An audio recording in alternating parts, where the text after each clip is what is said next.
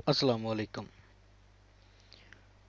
आज हम VBA looping statements के बारे में पढ़ेंगे कि एक्सेल में हम कितने तरह के लूप जो है वो इस्तेमाल करते हैं।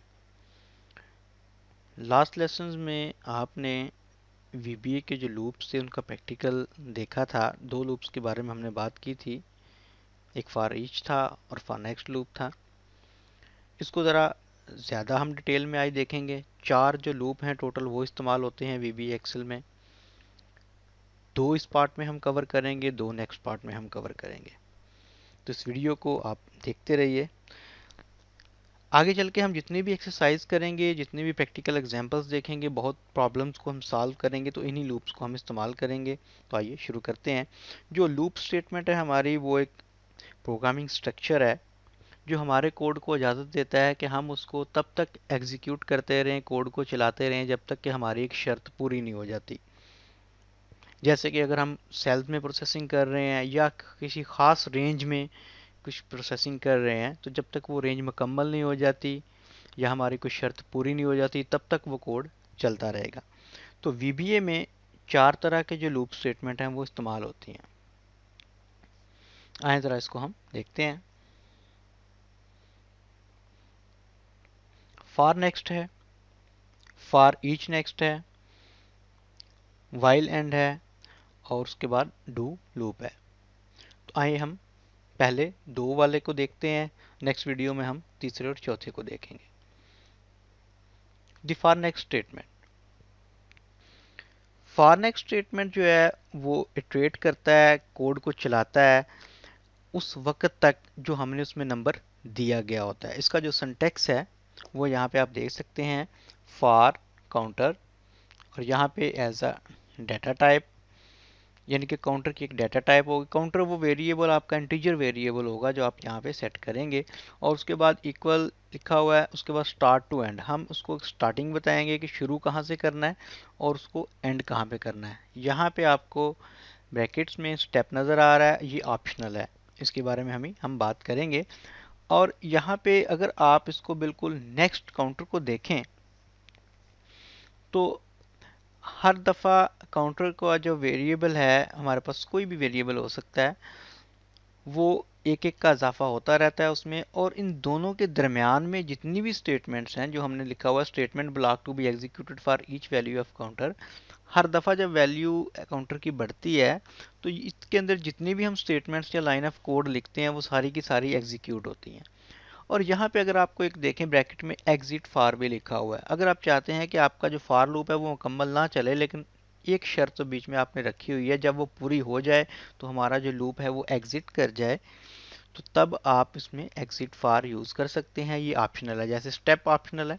अगर आप स्टेप नहीं लिखते तो फिर क्या होगा, तो फिर एक एक का इजाफा होता जाएगा काउंटर वेरिएबल में। अगर आप इसमें स्टेप 2 लिख देते हैं फ़र्ज़ करें, तो हर दफ़ा काउंटर वेरिएबल में दो दो का इजाफा होगा। इस तरह से चार का भी कर सकते हैं। आइए ज़रा इसकी हम एक एग्जांपल भी देखते हैं।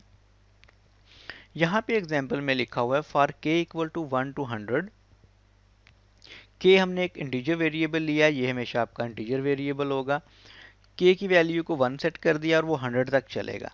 अब हमने यहाँ पे एक इफ़ की शर्त लगाई है, इफ़ सेल्स k, ठीक है, k कॉमा और उसके बाद 1। इसका मतलब है k वाली जो रो है, कौन सी, k में क्या है 1, पहली रो पहला कॉलम, उसकी वैल्यू अगर 100 से बढ़ जाती है तो इस लूप को एग्जिट कर दो। एग्जिट फार लिखा हुआ है तो इस लूप को हमने एग्जिट कर देना है। और एंड इफ, जब तक वो क्या होगा, एक तो ये लूप 100 दफ़ा चलेगा, लेकिन अगर कहीं भी वैल्यू किसी भी रो में 1 से लेकर 100 तक की रो में वैल्यू 100 से बड़ी हो गई तो ये लूप वहीं पे एंड हो जाएगा। आए हम अगला लूप देखते हैं, the for each next statement. यहाँ पे द फॉर ईच, यहाँ ये लूप का हमारा जो सिंटैक्स है लिखने का वो ये है, और उसके बाद नेक्स्ट एलिमेंट वेरिएबल। अब जो एलिमेंट वेरिएबल लिखा हुआ है ये as a data type in collection, किसी भी कलेक्शन में हो सकता है। जैसे फर्ज करें A1 से लेके A10 तक हमारी पूरी रेंज है, उसमें जो सेल्स हैं ये सारे आ जाते हैं, ये एक कलेक्शन है। ठीक है, आप जब भी फॉर ईच लूप यूज़ करेंगे तो वो हमेशा कलेक्शंस की बात करेगा, collection of worksheets, collection of range, ठीक है, कलेक्शन ऑफ सेल्स, वर्कबुक्स, इस तरह से मुख्तलिफ तरह की कलेक्शन हो सकती है।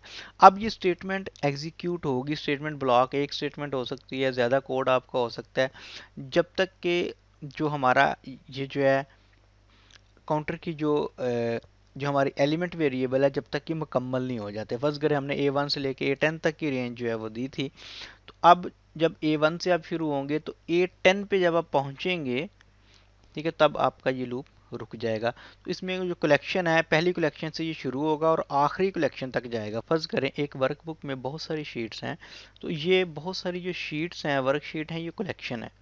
तो वो पहली कलेक्शन से शुरू होगा, हर वर्कशीट की हम बात करेंगे तो वो आगे बढ़ता जाएगा जब तक कि आखिरी वर्कशीट जो है ना उस तक हमारी रसाई हासिल नहीं हो जाती। एक इसकी एग्जांपल छोटी सी देख लेते हैं हम। यहाँ पे dim R N G as range हमने ऑब्जेक्ट वेरिएबल बनाया है आर एन जी का। For each R N G in range my range dot sales.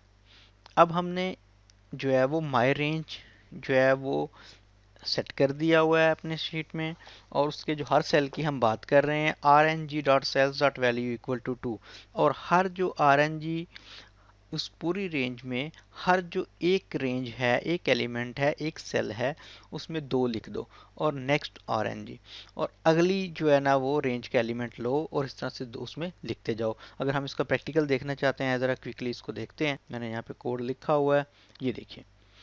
अगर मैं आपको यहाँ पे ये दिखाता हूँ, इसको मैं रन करता हूँ, ये देखें। यहाँ पे मैंने range dot cells dot row plus 1, जो भी रो का नंबर था उसमें एक जमा कर दिया, या आप अगर वैसे ही लिखना चाहते हैं तो ये लिखिए, ऐसे कर दें। हम इसको रन करते हैं दोबारा, तो हर एक रेंज में अब ये जो माई रेंज है, ये भी ज़रा थोड़ा सा मैं आपको दिखा दूँ। ये देखें, इस रेंज को मैंने सेलेक्ट किया और यहाँ पे मैंने इसका नाम माई रेंज रखा हुआ। सिंपली अगर आप इसको भी कोई नाम देना चाहते हैं इस रेंज को, तो आप यहाँ पे कोई नाम लिख दें, जाके आगे चल के हम देखेंगे,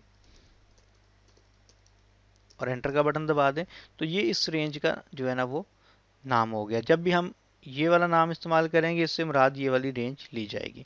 इस तरह से अगर हम दूसरा लूप देखते हैं जिसमें हमने for x equal to 1 to 25 किया था, यहाँ पे ये देख सकते हैं 25 तक ये लूप चलेगा। अगर हमारे पास जो वैल्यू है वो x, 1 की वैल्यू 5 हो जाती है, तब जाके ये लूप जो है वो क्या होगा, वो क्या करेगा, वो वैल्यू को कॉपी करेगा और दूसरे में पेस्ट कर देगा। फॉर एग्जांपल यहाँ पे मैं लिख देता हूँ,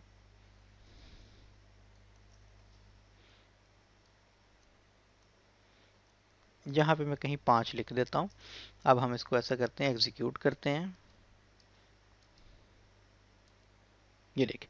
तो जब भी उसकी वैल्यू उसके 5 के बराबर होगी तो वो उस वाले सेल से वैल्यू उठाएगा और सामने वाले सेल में लिख देगा। तो इस तरह से हमारे जो 2 लूप थे, फॉर, नेक्स्ट और फॉर ईच, ये हमने इसकी बेसिक्स देखी। आगे इसको मज़ीद डिटेल में हम देखेंगे, इस पर आप मज़ीद प्रैक्टिस कीजिए।